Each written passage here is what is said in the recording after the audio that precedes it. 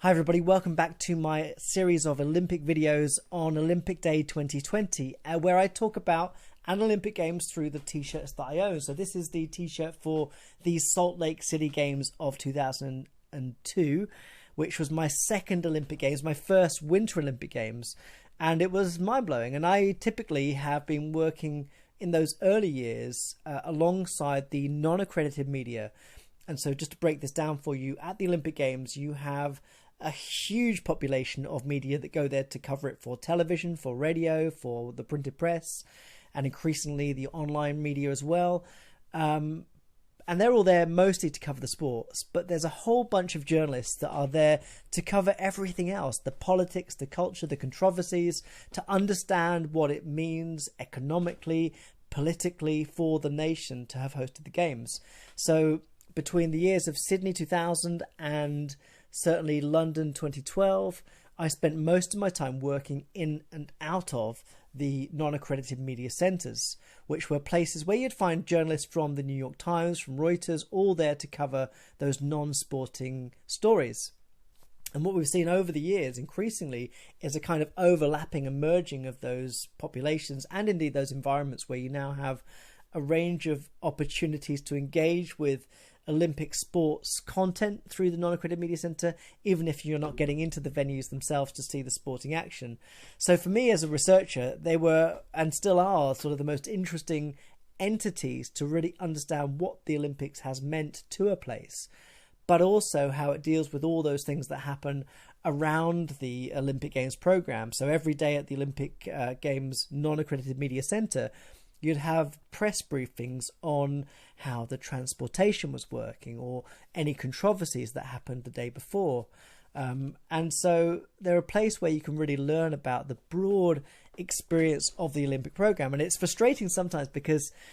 the Olympic Games elevates, of course, sport as its highest kind of asset. But the Olympic movement is really a combination of a number of different things. In fact, the three pillars of the Olympics are sport, culture, and the environment. So, and in fact, culture and education are pretty much lumped together in the way the organisation works. So it's not just about the athletes and the medals, it's about everything that happens around them. And of course, with Salt Lake City, this was the first Olympic Games to take place after 9/11, which was a huge big deal, not just the fact that they were taking place in the USA, but also the fact that this was a massive event, an event that in the past has been vulnerable to political statements in the form of attacks. So the Olympic Games is always this incredibly challenging space in which to manage a whole range of things that are going on. I mean, the complexity of the Olympic Games is enormous, and I think far beyond people's imaginations. It's so intricate, so complex. And the stories I've heard, I mean, some of which I feel I can't divulge because they've been told to me in confidence, about just the levels of risks that people are dealing with in the production of this event. I mean, things like potential cyber attacks, all kinds of potential attacks that may have happened on the Games that have been averted because the organisers are continuously working with the police, with anti-terrorist organisations to make sure that the Olympics take place safely. And I think it's really a shame that in many respects that people don't see that wider operation, because it really tells you and conveys to you just how crucial it is to protect this environment, to make sure that it is not too unsettled, because if it is, then we could lose the whole sense of the place. And I think one of the most meaningful symbolic moments in the opening ceremony of Salt Lake was the arrival of the World Trade Center flag, which was brought in, and of course it was incredibly emotional. It was an experience that reminded people just how lucky they were to not just be alive, but actually be able to enjoy sports at a time when people were very nervous about large-scale events. So Salt Lake was a historic experience, not just for that, but certainly because it was a transition to how the Olympic Games thought about security, where it went from a situation where security was, of course, important to one where it was the most important thing, that in fact making sure the Games could be secured would require a huge amount of the budget. And so the post 9/11 Olympic Games, I think, have to be read as very different from anything that happened before. It still is a very different time in terms of security and in terms of anxiety about vulnerabilities to those sorts of risks.